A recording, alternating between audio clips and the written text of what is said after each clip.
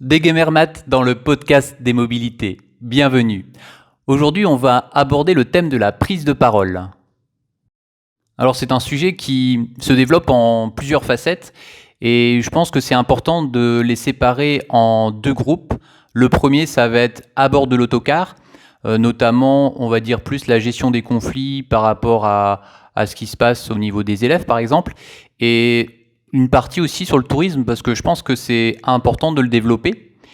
Et dans un second point, ça va être plutôt les réunions de groupe. Et là, on va développer plutôt les réunions qu'on peut avoir avec les équipes conducteurs, par exemple. Alors là, c'est plus, on va dire, pour des personnes à l'exploitation ou même maintenant, il y a aussi des personnes qui s'occupent de ce qu'on appelle la qualité au sein de l'entreprise. Donc je pense que ça peut être un sujet qui peut être développé. Et un autre domaine aussi très intéressant, ça va être les réunions qu'on a dans les établissements scolaires et ça va être vraiment intéressant parce que je vais prendre mon propre exemple où je suis intervenu alors c'était à l'Aisne-Vin, à l'établissement Saint-François-Notre-Dame pour ceux qui le connaissent, et j'ai eu cet état d'esprit, on va dire, de l'enregistrer, de faire un enregistrement. J'avais amené mon smartphone avec moi et puis j'avais enregistré mon intervention pour après justement s'inspirer de ça et d'essayer de rebondir en essayant de se dire, justement, se poser la question comment on pourrait améliorer justement cette prise de parole. Donc on commence tout de suite à bord de l'autocar. Alors je précise que c'est issu de ma propre expérience et que alors forcément on est vraiment ouvert à tout commentaire pour essayer peut-être d'avoir aussi votre propre avis sur la question et de savoir comment vous gérez cette prise de parole. Alors on va commencer par les transports scolaires où c'est aussi valable sur la ligne régulière. Alors de mon côté, ce que je fais quand il y a un conflit à bord, et je trouve que c'est particulièrement efficace, c'est, alors quand on peut, parce que c'est pas toujours le cas, mais de trouver un endroit sécurisé pour s'arrêter, dans un premier temps sans rien dire, juste s'arrêter quand on voit que par exemple c'est agité au fond du car, de s'arrêter, de mettre son frein de parc, de rien dire, d'aller justement directement voir le groupe en fait d'élèves qui semblent agités et de leur demander, et surtout, et ça c'est, je trouve en tout cas, hyper important, dans le calme, de leur demander est-ce que vous avez besoin d'aide? Qu'est-ce qui se passe? Je vois que vous êtes agité. Et souvent, juste le fait de s'arrêter, de mettre son frein de parc, d'aller dans le calme voir les enfants concernés et de leur poser la question est-ce que vous avez besoin d'aide? J'aimerais savoir ce qui se passe parce que je vois que vous êtes agité. Eh ben, ça attire l'attention et tout d'un coup, je trouve une manière efficace parce que ils savent pas trop quoi dire, ils sont gênés et puis au final après quand je leur explique rapidement que c'est important qu'ils soient quand même suffisamment calmes pour que on puisse que le conducteur puisse assurer son travail sereinement. Et dans la plupart des cas, en tout cas à ma connaissance, j'ai pas de ça m'est jamais arrivé d'après quand j'ai repris le volant que ça continuait quoi. Donc je trouve que juste par rapport à cette expérience que des fois l'efficacité, je pense en tout cas, peut venir du calme en fait, de rester calme, de pas perdre patience, de rester calme et justement, et ça c'est important d'intervenir malgré tout et de leur poser la question de savoir qu'est-ce qui se passe, quoi. Est-ce que vous avez besoin d'aide et souvent c'est juste ces simples paroles normalement sont habituellement suffisantes.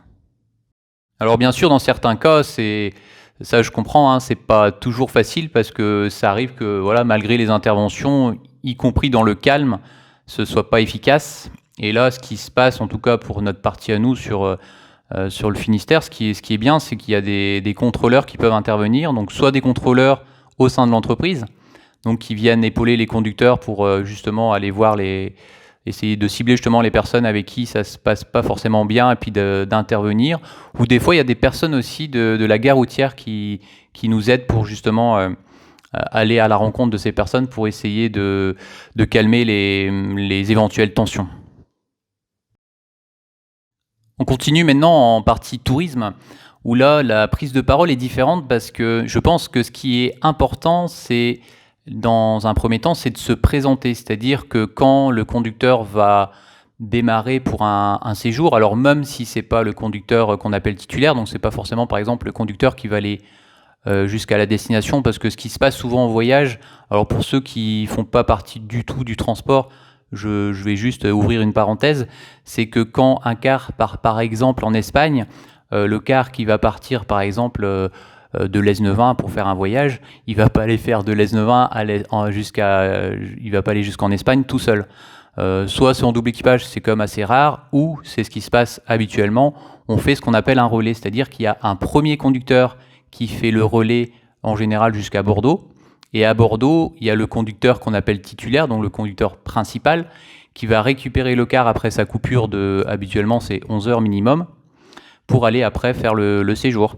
Et donc le conducteur qui fait le relais, souvent en fait, il se présente avant qu'il démarre en fait tout simplement. Et je trouve, enfin moi je me mets à la place parce que j'ai pas beaucoup voyagé en tant que conducteur, mais par contre quand je me mets à la place du passager, parce que j'aime bien prendre le car, voilà pour voyager de temps en temps, c'est que j'aime bien moi quand le conducteur se présente parce que ça montre voilà, qu'il s'intéresse à nous quoi. Et alors ce qui est important, moi ce que je trouve en tout cas important, c'est que le conducteur il soit déjà face à nous. Ça peut paraître peut-être assez simple, mais pour moi ça change tout. C'est-à-dire que entre le conducteur qui prend son micro quand il conduit, parce que maintenant c'est vrai que c'est facile, on a du matériel, donc on peut très bien effectivement prendre la parole en conduisant, en regardant sa route. Et je trouve que quand le conducteur, avant qu'il démarre, il prenne son micro et il se met face à nous et il nous parle, et ben je trouve que c'est vraiment extrêmement accueillant. En fait, c'est un message fort qui donne envie de prendre le car. Voilà, ça c'est le premier point. Et dans le discours, quoi dire? Parce que c'est vrai que on pourrait se demander qu'est-ce que je vais dire. Alors c'est des choses toutes simples. Donc je pense qu'il est important, c'est déjà de se présenter, de donner son prénom, d'expliquer tout simplement le trajet que ce conducteur va faire. Donc voilà, je prends un exemple. Hein, voilà, bonjour, je me présente, je m'appelle Benjamin. Je suis votre conducteur de l'Esnevin jusqu'à Bordeaux. Et à Bordeaux, on arrivera aux alentours de 2 heures du matin. On va faire ce qu'on appelle un relais, c'est-à-dire que le conducteur qui va faire le voyage prendra le car à ce moment-là. Alors c'est une chose toute simple, mais voilà, je trouve que ça donne tout de suite plus d'envergure entre guillemets au voyage. Et après, toutes les notions qui peuvent paraître assez basiques pour nous, parce que c'est vrai que nous, on a tout le temps l'habitude de connaître forcément notre car, mais par exemple, comment fonctionnent les accoudoirs, juste de préciser à quel moment on va faire des pauses. Donc par exemple, voilà, on va faire une pause dans 2 heures. Voilà, des choses toutes simples, mais qui est important de préciser, de savoir si le conducteur s'il va passer une vidéo, savoir si les toilettes sont disponibles ou pas, de préciser que la ceinture de sécurité, voilà, c'est important de la mettre. Voilà, tous les aspects sécurité et pratique du car. Je pense que c'est des petites choses et je pense que c'est important de le préciser pour l'accueil des voyageurs. Et une autre chose aussi, pour terminer, je pense, pour la partie tourisme, c'est l'humour. C'est-à-dire que ce que moi j'ai pu voir, alors là c'était plus avec une expérience avec à l'époque Ouibus, hein. Le conducteur il avait terminé avec une touche d'humour et je trouvais ça vraiment génial et je vais le préciser juste ensuite là, de savoir ce qui s'est passé pour avoir un exemple concret. Alors j'ai noté donc une anecdote, c'était avec Hervé, donc c'était un conducteur de chez Ouibus. Et il m'avait fait vraiment beaucoup rire. Alors j'avais vraiment noté parce que c'était vraiment, je trouvais une situation géniale qui donne beaucoup de sourire. Alors donc en exemple, donc il évoque dans un premier temps l'utilisation des toilettes, donc qui précise qu'ils s'utilisent qu'en cas de besoin et qui rajoute "et oui, car ceux-ci ne sont pas reliés au tout à l'égout ni à un château d'eau". Donc déjà ça avait fait beaucoup rire les clients. Et après, donc dans son discours, il enchaînait donc toujours pareil avec enthousiasme dans un humeur vraiment bon enfant, qui précise ensuite en cas de besoin, n'hésitez pas à venir me voir, vous me trouverez facilement à l'arrière du véhicule. Non, c'était une blague. J'aime bien être à l'avant du car parce que c'est plus facile pour voir la route. Enfin voilà, des petites choses comme ça, c'est vraiment génial, j'aime bien. Et voilà une autre petite anecdote aussi, c'est une autre consigne qui est donnée, donc pareil sur le même ton. c'est que les boissons alcoolisées ne sont pas autorisées à bord, sauf pour le conducteur. Voilà, alors que, comme vous le savez, hein, le conducteur, ce qu'on appelle un EAD, donc son taux d'alcoolémie est contrôlé systématiquement avant le démarrage. Enfin, bon, c'était quelques petites anecdotes comme ça, et en tout cas, moi, en tant que client, je trouvais ça vraiment sympa, et ça donne envie tout simplement de prendre le car plus souvent. Alors, je vais m'arrêter là sur ce podcast parce que autrement, ça va faire trop long. Donc ce que je vais faire, c'est que on va considérer que ça c'est le podcast Le Quotidien Prise de Parole 1, et je vais en faire un autre donc qui va sortir je pense d'ici une semaine, parce que les podcasts c'est au moins minimum tous les lundis à 8h chaque semaine. Et ce que je vais faire, c'est que je vais créer un autre podcast qui va être consacré uniquement donc à la prise de parole en réunion de groupe, parce que là il y a beaucoup de choses à dire, et je pense que voilà, c'est important de bien séparer pour pas vous noyer, en fait, pour pas te noyer dans la masse d'informations. Donc voilà, j'espère qu'en tout cas cette première partie t'a beaucoup plu. Je te souhaite comme d'habitude une bonne route, un bon voyage et une bonne réussite dans tes projets. Ciao!